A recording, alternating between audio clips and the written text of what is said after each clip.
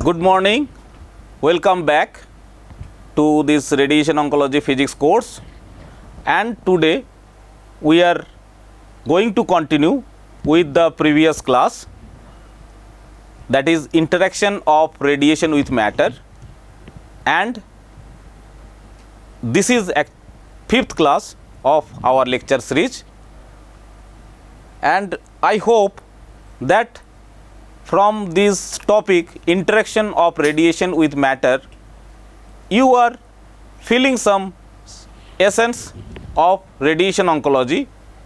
This is a little bit different and quite application part of physics of in medicine, and learning objective of this part 2 interaction of radiation with matter, we are going to discuss about sub-conceptual idea of bound and free electron, and we will discuss about various type of photon interactions, what are the types of photon interactions, and we will see one by one the coherent scattering, the photoelectric absorptions, the Compton scattering, pair productions, and interaction of charged particle and interaction of light charge particle, and interaction of heavy charge particle, and interaction of neutrons. All the interaction, all type of interactions of radiations will be covered in this lecture, in this in this part, and we will discuss one by one. Now first is a conceptual idea of bound and free electron. There is nothing such that bound and free electron. It is a relative idea which coined to explain the various interaction process of radiation oncology or radiation physics. So what is bound electron? Here you can see that we have a atom, this is nucleus, and there are orbital electrons are there, and if we consider a incident photon energy, now if the incident photon energy and the electrons are binding with electric because electrons are negatively charged and protons is positively charged, so there is a electrostatic binding force is acting over on the electron to rotate around this nucleus. So if the incident photon energy is comparable with the binding energy, then we call this electron as bound electron. But if the incident energy, photon energy, is much higher than the binding energy of the electron, then we call this electron, or we can consider this electron as free electron. It is a relative idea or relative concept where we can compare two with the same electron, sometimes considered as a bound electron when the incident photon energy is comparable with the binding energy of the electron, and it is considered as free electron when the binding energy of the electron is much lesser than the incident photon energy. Now what are the interactions, type of photon interactions? As we are going to discuss the photon interaction first, because most of the time in radiation oncology most of the patient are treated with photon beams. Either it is a gamma rays, these gamma rays are coming from radioactive isotopes such as cobalt 60, cesium 137 or iridium 192, all these are photon energy, and we use high energy linear accelerator which produce the photon beams, and high energy X-ray beams, they are high energy, they ranges from 4 mega electron volt mega voltage to 18 mega voltage X-ray beams. So if we consider a atom again where there is nucleus and the electrons are orbiting around this nucleus. So, if there is a incident photon beam is there, so there are possibilities of interactions. These photons can interact with orbital electron, or this photon may interact with the nucleus. Now, if this photon is interact with free electrons, means when the incident energy, photon energy is comparable with the binding energy of the electron, it may be by the coherent scattering, it may be the photoelectric absorption, or when we consider the electron as a bound electron, there is a interaction that is known as Compton scattering. We will discuss all this scattering, all these interactions in detail. Here is a concept, the type of photon interaction. Now, if the photon, incident photon interacts with the nuclear field, then there is a type of interaction that is known as pair production, and if the photon energy is directly interacts with the nucleus, then there is a photo disintegrations.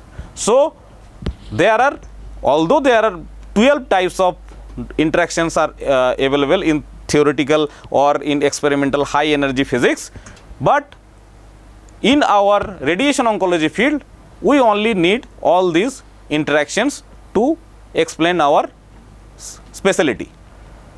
So, first is orbital electron interactions, they are coherent scattering, photoelectric absorptions or Compton scattering, and the interactions of photons with the nucleus, there is pair productions or photo disintegrations. Now, what is coherent scattering? As I have already said, that coherent scattering is a interaction of incident photon with while considering the electron as bound electron. Now, here is what happened, that photon energy absorbed completely, and this photon energy gives the energy to the electron, and the electron is sets into oscillation. This orbital electron sets into oscillation, there is some vibration, and because of these oscillations the electron re-radiates the same type of photon which have same wavelength with the incident photon, and this is scattering photon.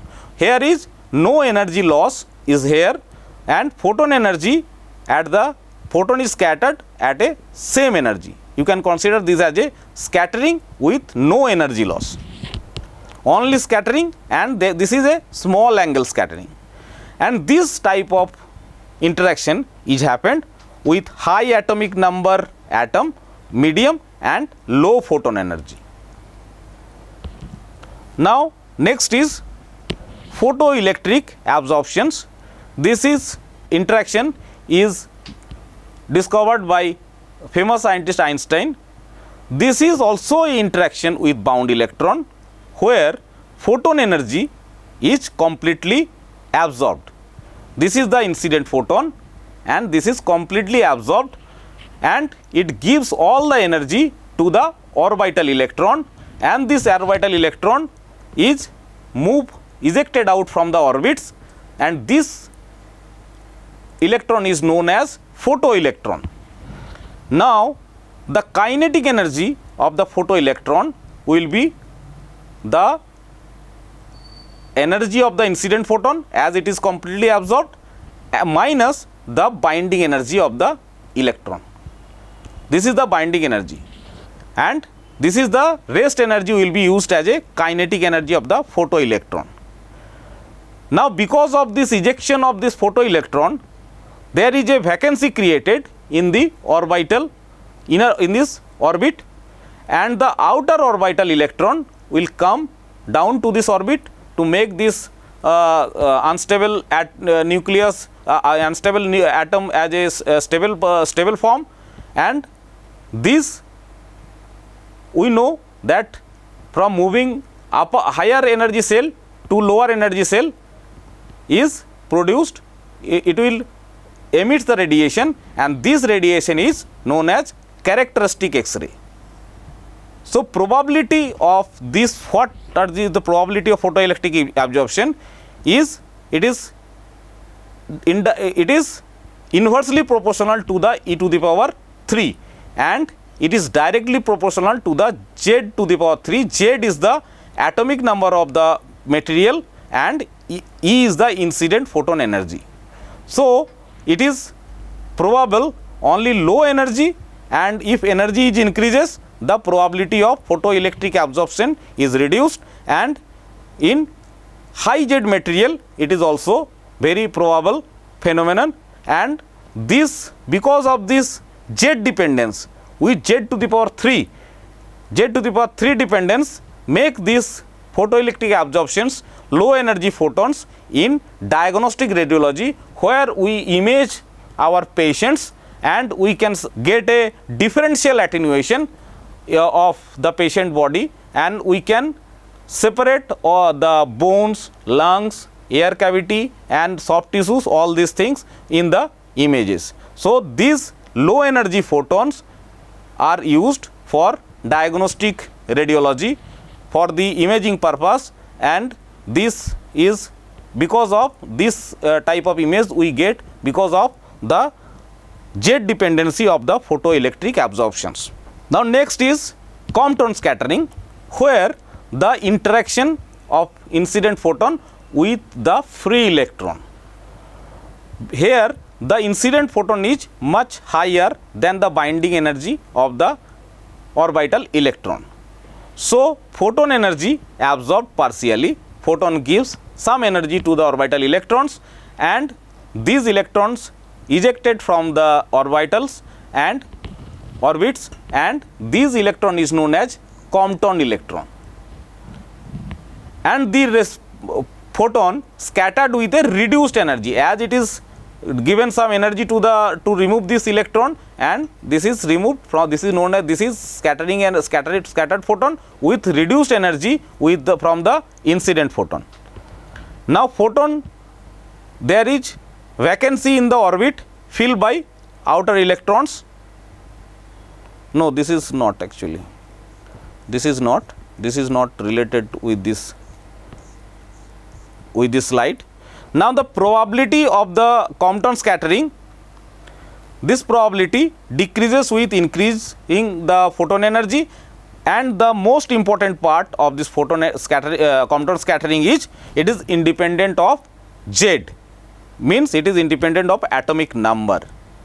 This Compton scattering is dominant in medium energy, for medium energy photons, and we are actually in treatment of cancer patients, our energy range is 4 to 18 mega electron volt, mega voltage X-rays or gamma rays.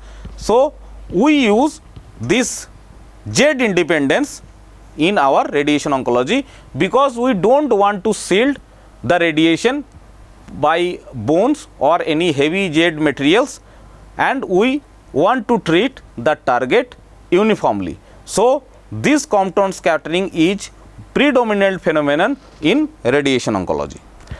Now next is pair production. This is the interaction of incident photon with nuclear field,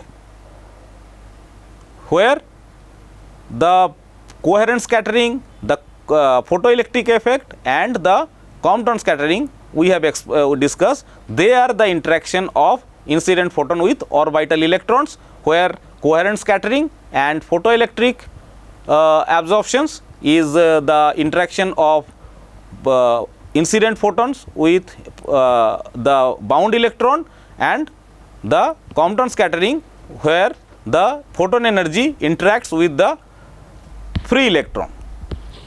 But here the interaction with nuclear field, where photon energy is completely absorbed and production and produced one electron and one positron pair.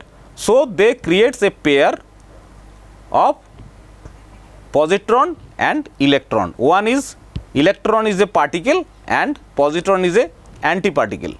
The rest mass energy of positron or electron is 0.51 MeV. We have already mentioned in the last classes. So, to create two particles, we need a threshold energy of at least 1.02 MeV just to create this electron and positron pair. If the photon energy is higher than 1.02 MeV, then the rest energy, that is h nu, this is the incident photon energy minus 1.02 MeV, is used as a kinetic energy. And this kinetic energy is distributed equally to the pair of the particle and equally distributed to the positron and electron and positron. But this unstable positron, because positron is a antiparticle and it has a very short life, and this unstable positron later combined with any other atomic electron, and which creates the annihilation process, where this positron and electron again transformed into the energy, and these two photons of this positron again combined with one electron, and this creates two photons of energy 0.511 MeV, 0.511 MeV, and this is known as annihilation process. This process is known as annihilation process, where this particle is converted to the energy. The rest mass, the mass of the electron and positron combinedly annihilate, and they produce two photons in opposite direction, 180 degree directions, 0.511 MeV and 0.511 MeV. So, this process is very important in our radiation oncology or radiation imaging, in PET imaging, where this annihilation process is used as a to locate the site where this annihilation process took place, and the probability of pair production is directly proportional to the Z square, and it is increases with the increase of incident photon energy. So, next is photo disintegrations. This is also a interaction of photon with the nucleus. This is directly interaction of photon with nucleus, where photon energy absorbed completely and nucleus enters an excited state. Nucleus become excited, and immediately it decays into emitting some subatomic particles, and the incoming gamma rays effectively knock one or more nucleus, where the reactions are called gamma N, gamma P, gamma alpha. This is gamma radiation is incident radiation, and N is the radiation which emits from this nucleus, and here this is gamma P radiation and this is gamma alpha radiation.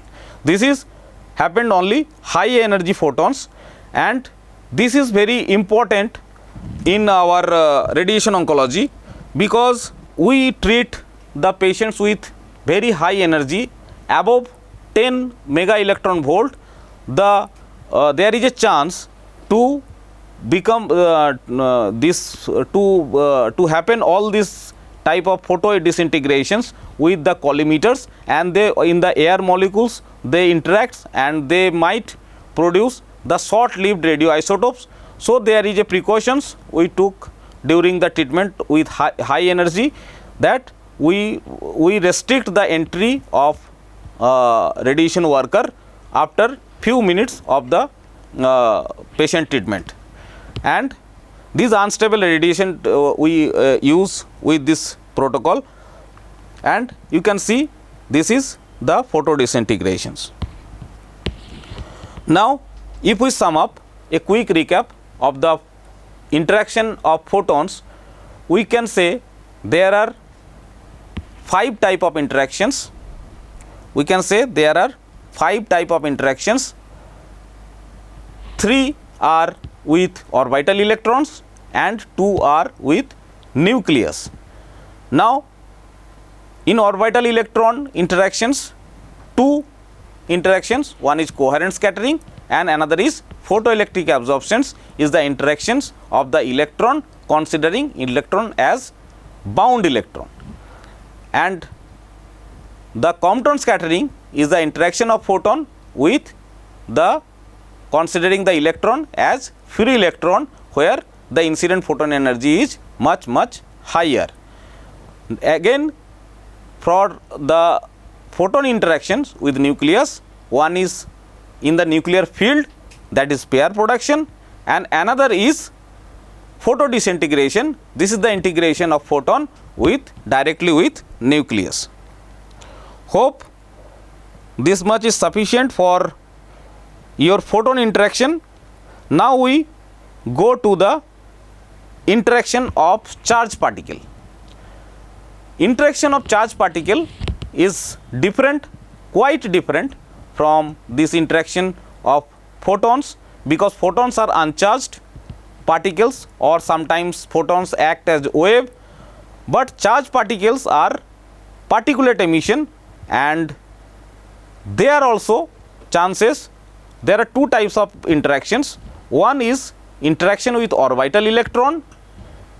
There orbital electron, by which this electron may go to the higher shell, so this is excitation, and there may be ejection of electron from the orbital shell, and this is known as ionizations.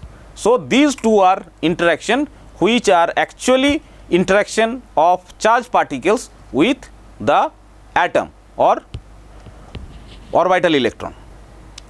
Now, if the charged particle is interact with the nucleus, it decelerates the charged particles, because it is nuclear also having charge and charged particles having charge. So it is the charged particle is decelerates, means there is a break in the radiation. So this breaking of radiation cause the emission of, it's a X-ray beam, and this is known as Bremsstrahlung. These are actually Bremsstrahlung, and this is actually Bremsstrahlung.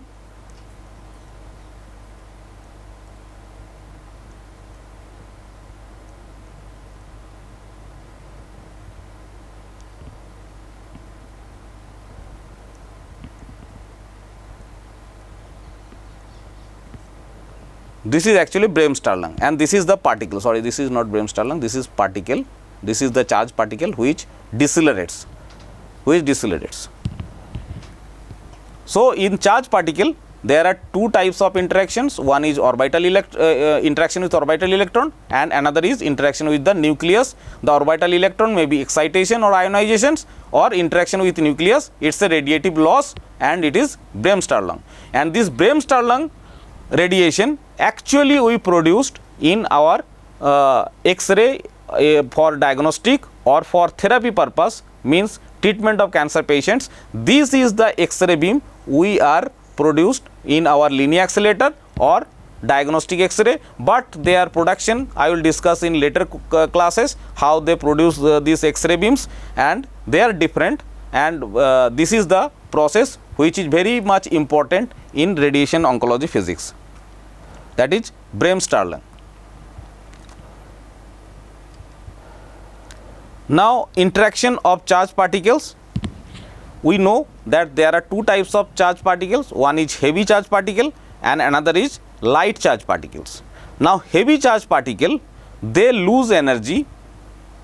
The rate of energy loss of this heavy charged particle is directly proportional to the square of the charge. Means higher the charges, the energy loss will be high, and rate of energy loss will be high, but and they are indirectly proportional to the square of the velocity. So if the velocity is high, then the energy loss is less. So as particle enter if this is the particle, this is the this direction we depict the depth, there is first there is very less amount of energy loss.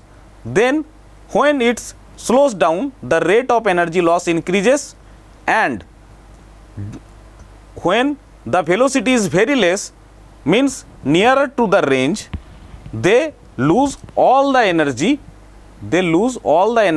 and up in the medium. From the photon beam, we never stop the photon beam by any kind of attenuator thickness, but here this is like a bullet. If as bullets have ranges, different types of bullets or different guns, they have different kinds of ranges. Here also different charge particle, they have different range, and this range depends on their charge and their velocity, and at the end of this range the energy loss is higher. So if we treat a patient, there is a target, there is a deeper target which we want to treat. Here the peripheral structure, which are actually normal structure, they get the less radiation, but in the depth where we want to treat, it will get the higher radiation. So our purpose to give the high radiation to the target and less radiation to the normal structure will be achieved by this charge particle irradiations. So Bragg's, this peak is known as Bragg's peak, and this is important in particle therapy. Nowadays this particle therapy are very is going to be very popular. Only problem with the particle therapy is they are very costly affairs, and approximately 100 to 200 crores are required to set up a particle therapy installation. Now going to the light charge particles or electrons, where interactions are quite similar with the heavy charge particles, means they are also lose energy by the excitation, by the ionization, or by the Bremsstrahlung process. But because of low mass, the electrons suffer multiple scattering. They have very low mass than the protons and other heavy charge particles. So Bragg's peak is not visible for electron, because all the Bragg's peak of one electron is smeared out by the another electron. Now at last the interaction of neutrons, because neutron is a uncharged particle, and the interaction of neutron is mainly two types. One is recoiling of nucleus, or another is nuclear disintegration. Now what is recoiling? Recoiling is similar to the billiard ball collision, where energy of the incident neutron is distributed between two colliding particles. The energy transferred is very efficient. We know that if the two billiard ball are with same mass, they will the energy transfer is very much efficient when the two billiard ball having same mass, and we can prove this by the conservation of energy, momentum, and conservation of energy. And so the hydrogenous material, they have one proton. So proton and neutron, they have almost similar mass. So hydrogenous material are efficient for neutron shielding, and this is very important while we treat the while we have the radiation neutron radiation beam. We are not going to shield the source or the installation by the using of high Z materials. We use the hydrogenous material like paraffin, wax, and cadmium, all these things. And nuclear disintegrations, this is actually emission of secondary charge particles or heavy charge particles by the directly interaction with the colliding the nucleus, and it will produce different kind of subatomic particles, or it will break the nucleus. Now this is all for interaction of radiation with matter. Thank you all.